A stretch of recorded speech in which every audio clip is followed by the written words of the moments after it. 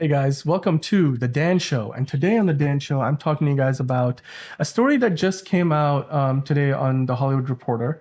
And it's basically speculating that, maybe today, better, more so now than ever, really, we're going to have a potential merger between Disney and Apple, that Apple is going to buy out Disney, and it's looking more likely than it's ever looked before. So I just wanted to share with you guys this story. Let's talk about it. Let's break it down.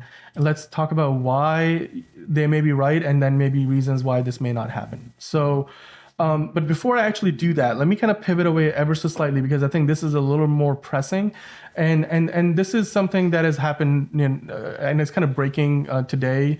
So it's not speculation. This is like Disney's doing this. So Disney is raising the prices for streaming services, and they're doing it by as much as 27%. And that percentage varies based on which tier of their service you have, and whether it's Disney Plus or Hulu or ESPN Plus. Prices are rising for all the ad-free versions of Disney Plus and Hulu, and then there's no change for the cheapest plan. Or for any of them. However, the bundles with ESPN Plus are also rising, and this is in Bloomberg. I also saw this in the Wall Street Journal. Disney is significantly raising the prices for all of their streaming services. Of course, the cost of ad-free Disney is something. Disney Plus, that is something that people will be concerned about because that was something they recently introduced, and it was already basically as expensive as the previous ad-free version, the previous version that they had. So now the price goes from $13.99 or to $13.99 from $10.99. That's a jump of $3 a month. That doesn't seem like much, but $36 a year, even that isn't terribly much. However, where I have a concern with this is $14 a month now for Disney Plus. I also have Hulu, which was already like 15, $16. And I have, ESPN Plus as well. And if I get the bundle, that's like costing me almost $30 a month. And am I really getting the value from Disney Plus that kind of justifies this change? When they first started, it was like $6.99, and now it's like twice as much, literally twice as much, $13.99. It went from like $7 to $14. Is the content that they have on offer justifying the cost difference? And I think that's something that you guys, for everybody, it's the answer is a little bit different because it depends on what you watch on these streaming services. I, for one, would say that I don't really watch a lot on there that's library content. Other than maybe some of the old Disney Channel shows that I grew up watching, like That's So Raven and Sweet Life of Zack and Cody and Hannah Montana and The Visitors of Waverly Place, or even like High School Musical every once in a while. Yeah, I'm not afraid to admit that I was a fan of that.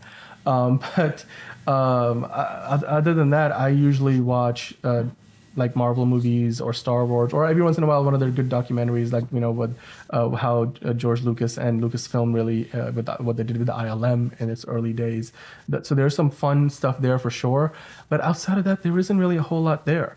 For $14 a month, which is basically in the range of Netflix territory, the volume of content and the variety of content, and even to a certain degree the quality of content, I don't know if you're getting the value. Like if you go on Apple TV Plus, you're gonna pay almost half as much, and you can get like basically superior content on almost every title that you could click on.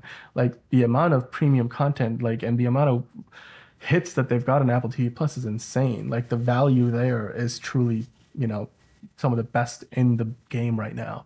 And even with Amazon Prime, their licensing deals and their original programming, there's so much to see there. Now, of course, one might say, wouldn't you want to pay $14? Is it too much to ask to pay basically one movie ticket's worth to get all the Star Wars and Marvel movies that you can possibly hope for? Sure.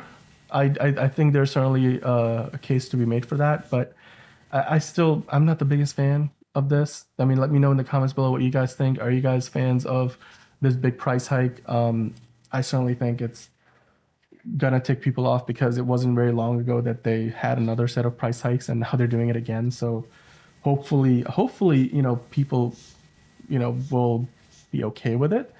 I'm sure there's gonna be people who will unsubscribe or who will downgrade to the ad-supported versions. Let me know in the comments where you lie. Do you think Disney is moving a little too quick to raise the prices here? Do you think the value is there?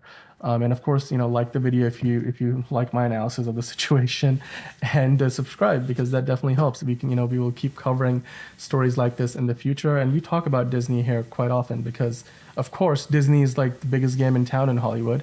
And that's one of the reasons why today I wanted to talk to you guys about this article in the Hollywood Reporter, where we are speculating. Hollywood Reporter is speculating that, hey, a Disney sale to Apple, don't count it out this time. And this is something that they've done in the past. This is a story that comes up seemingly every few months, a few times a year. So it's nothing super new. However, there are reasons why today it may be more feasible than it's ever been in the past. And in this article, they talk about why that is. Now, there's a unnamed source here who has a quote, so I'm going to read this quickly. So bear with me. He said, or she said, I don't think Apple would buy the company as it presently exists. But if you see Bob Iger start to divest things, meaning like, selling off portions of the company, that feels like he's prepping for a sale. And there's clearly no buyer like Apple. Now, Apple's got like $62 billion, just lying around in cash. Their company's worth like $2.8 trillion, maybe even higher, depending on the day. Whereas, Disney, Apple can like basically buy and sell Disney like 7, 8, 9, 10 times over. Their market cap is like a couple of $100 billion, which is it's like 10% of what Apple's valuation is. So it's a big difference. Now, this article also kind of goes into talking about like financially, would it even be viable? Can it get past, regulatory hurdles? That's a big deal.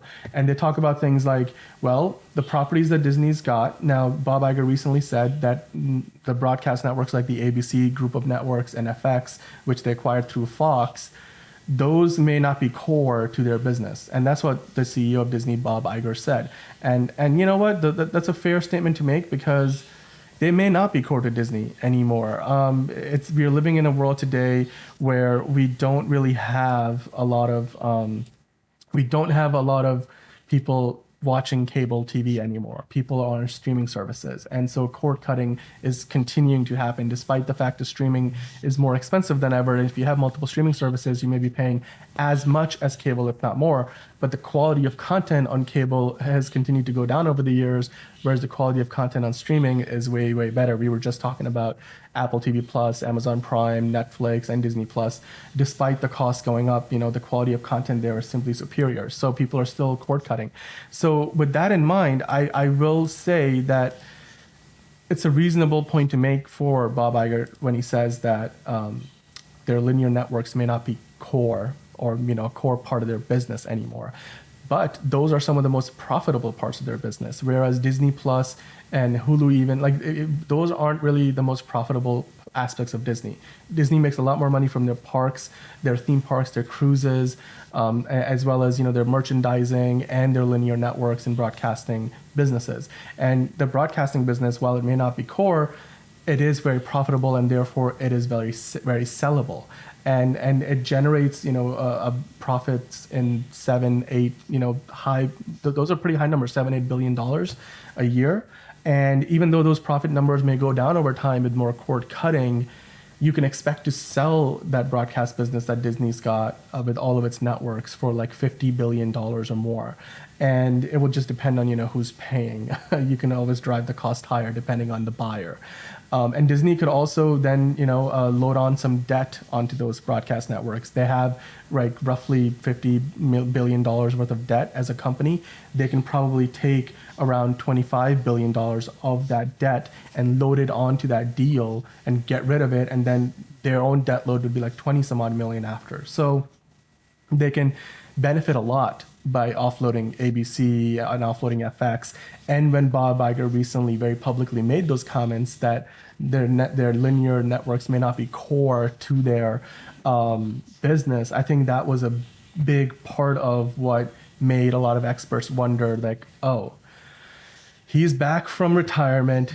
Things are not going well. Hollywood is in a transitional period. This seems to be the time when Bob Iger might be making moves to finally prep Disney for a sale. They've even considered selling off their businesses internationally. A lot of the Fox businesses that they acquired as part of that big merger a couple of years ago, or a few years ago at this point, where they have a lot of stakes in media in like India and other growing markets. And recently, I think Disney, if I'm correct, Disney like lost their Indian Premier League IPL rights. They didn't bid any higher. They had them before. They didn't really go high enough to keep control of them. Or if even so there's a lot of business internationally as well as domestic that Disney can divest. And so yeah, while Apple wouldn't necessarily want Disney the way it is today, I definitely think Apple will go for a Disney that is a little slimmed down. Let's take a quick look in my notebook, and I'm going to break this up a little bit here so that we can kind of take a look at all of what Disney has, and then basically how does that factor into a potential sale to Apple. So of course they have ESPN, they have ABC networks, FX, which is FX, FXX, FXM. Like there's multiple FX networks. Of course, FX produces a lot of content for Hulu.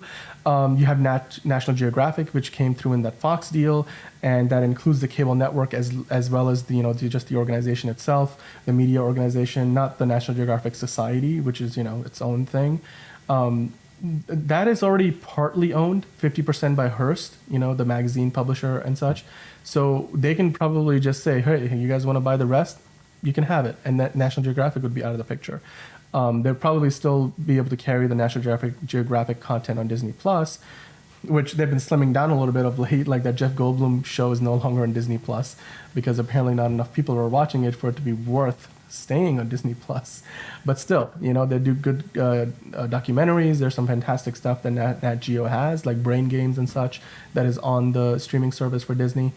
But then you have the parks and cruises. That's probably a business, or the part of the business where I personally think if Apple were to buy Disney, they would be buying them for the content side of their game and not the parks and cruises. Even though that would be something where Apple has nothing like it in their portfolio already. So I don't think that would be a concern for regulators because they wouldn't be monopolizing anything by acquiring the parks and cruises business that Disney operates, which is one of the most successful and profitable in the world. But I just don't think Apple has an interest in acquiring a parks and cruises division. Like, what would Apple do with that? And I think when it comes down to it, that would be probably one of the things that Disney would have to divest long term. But would they be willing to do that? Would the Disney shareholders allow that? That's so central to the Disney identity, going back all the way to when Walt Disney was alive, and Disney Parks has been a significant part of Disney from day one. Now, moving on from that, because I think that's a big point of concern. I don't know if that's going to be divested, and I don't think Apple is going to want to buy a Disney with its parks and cruises business. So maybe Disney, if they do get acquired by Apple, maybe that means breaking up Disney into some big chunks, and you may have what Apple acquires, the media side, and then what Disney parks and cruises, kind of like what the MGM resorts, like once upon a time, the owner of the MGM resorts, like he had bought the studio of MGM, and then he later divested MGM, the studio, which now Amazon owns. But, he kept the rights to the MGM name for the resorts that he still runs. And so, that's still there. But the MGM resorts and the MGM, the studio, are two completely different entities. That could be something in the future that you go to Disneyland, that's Disneyland, but when you go watch a Disney movie, they're made by two entirely different entities. Like one is owned by Apple and the other one is not. Like it could be possible. Now, when we move on to the other aspects of Disney, there's of course the Disney Channel, Disney XD. There have a few other, Disney branded networks. Those networks, I don't think have a lot of value on their own. They really have a lot of value when they're a part of the Disney family. So I don't think they'll be getting divested. I think if Apple buys Disney as a media brand, then those networks would come along with it, and then Apple can expand its footprint in children and young adult programming, and that would be again something where Apple doesn't have a big footprint right now. So not monopolizing anything really, but regulators might have some concerns, but not certainly because Apple already has a big presence in that area that they would be duplicating essentially or consolidating. Now, when you look at the true gems that Disney has, so there's Disney Plus and Hulu, Marvel and Lucasfilm, Pixar, which, Pixar was actually kind of it was started by Steve Jobs and then later sold to Disney. So there's an Apple connection there already. But those are the crown jewels of the Disney family, certainly Marvel and Lucasfilm. Those would be huge acquisitions, and they would give regulators some pause because that would mean Apple controls some of the biggest IP on the planet, and billions of dollars of worth of content, and some of the most beloved, highest earning potential IP that's available. So that would be something that I think Apple would be interested in. And those are probably the biggest drivers of any potential sale of Disney. That Apple would come for Disney because of Marvel, Lucasfilm, Pixar, and not necessarily the parks and cruises, and certainly not probably for National Geographic or the FX networks or ABC, because those are you're just bringing in a lot of liabilities at that point, whether it's linear TV that's on a downhill trajectory in a shrinking business segment, or you're bringing in something that is so finicky with parks and cruises. Like Apple doesn't want to bring in a division that, if another pandemic occurs, basically gets shut down and it starts bleeding money, and then there's an incredible amount of overhead in those divisions of the company that Disney has to basically, it's just part of doing business in the parks and cruises sectors. So those are things that I don't see Apple really jumping into, much like Apple Card never was a thing, because Apple was like, well, then we have to do all the infrastructure that goes along with it, and blah blah blah blah blah. Like, we don't want to. Apple, if they were to ever get into it at this point, they might be more likely to buy a company like a Tesla or something like that. Probably not Tesla, but another EV maker or some company that already has a footprint and has the infrastructure in place. But even then, I think it would be so far off from what their actual core business is.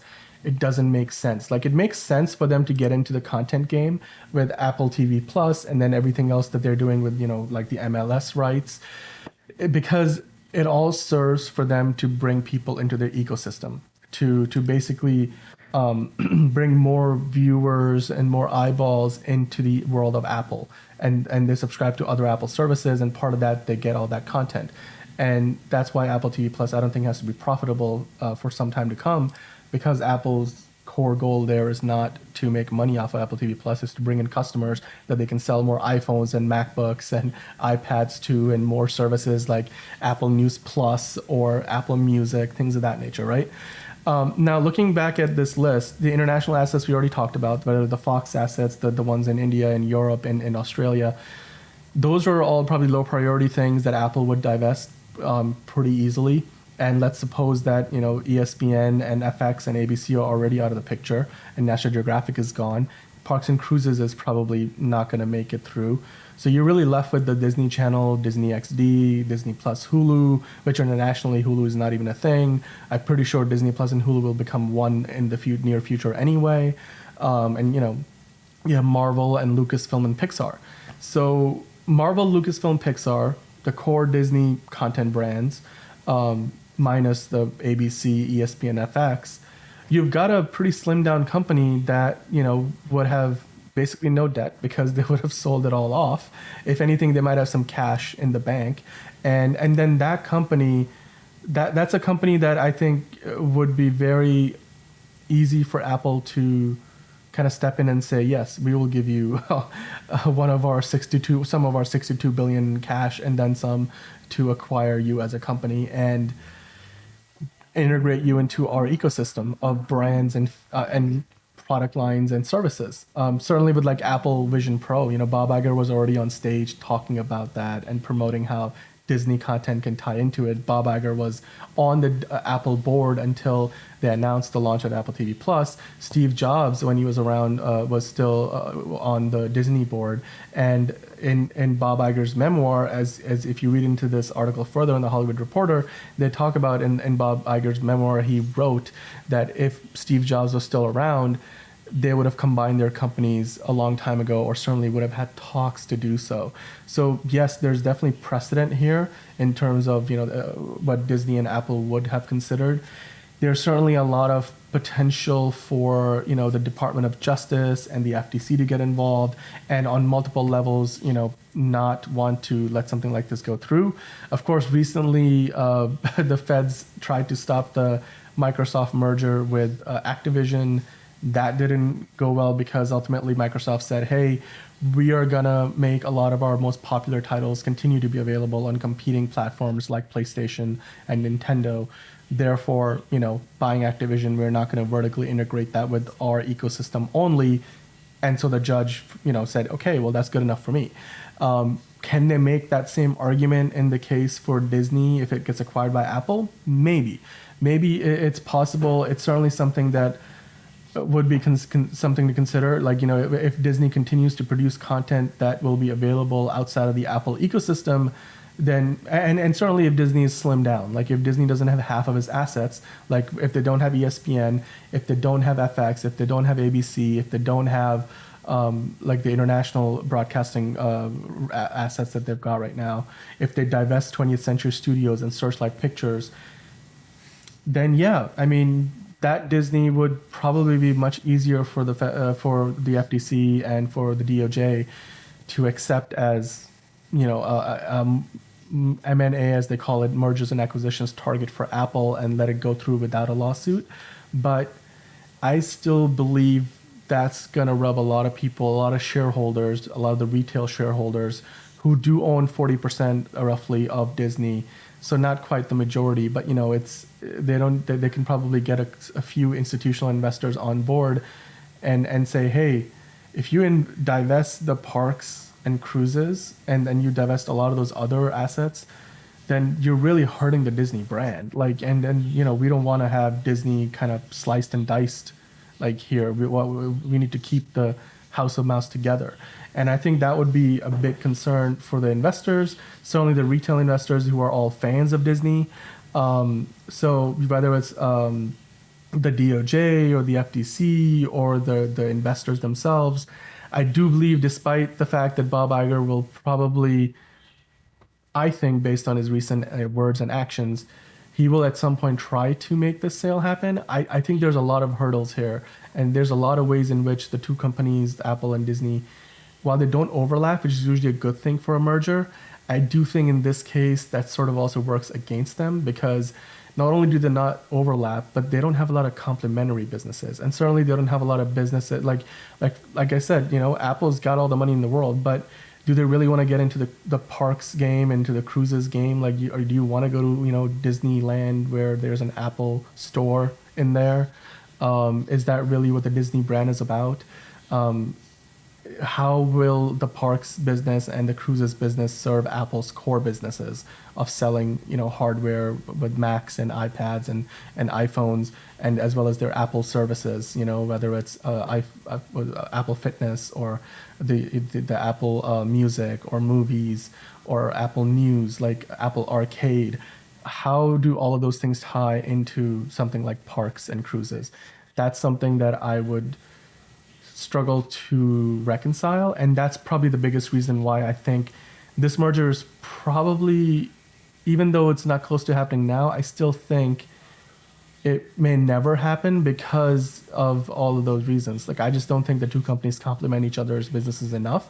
If Apple were to ever buy Disney, it probably wouldn't be buying Disney proper.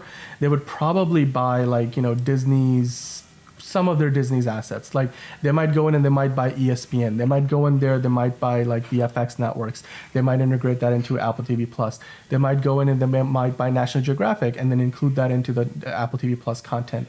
They might go and buy ABC networks, and they want to have a broadcast presence, or FX, which I think is probably one of the most prestigious parts of Disney's current portfolio of content verticals. So ultimately, I do believe that while it is more possible today because Bob Iger is back in charge, the logistics of such a merger and the fact that the two companies don't really have a lot of complementary business units, I think that's going to play a big role in why this merger will likely not happen. So yeah, let me know what you guys think in the comments below. Do you guys think that this merger between Apple and Disney is a feasibility? According to the Hollywood Reporter, it's more feasible today than ever before.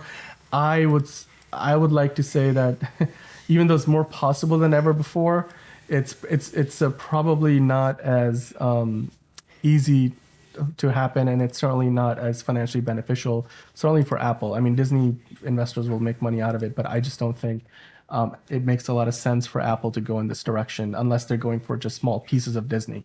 So yeah, let me know in the comments below, like and subscribe, and of course, the Dan Show here once a month.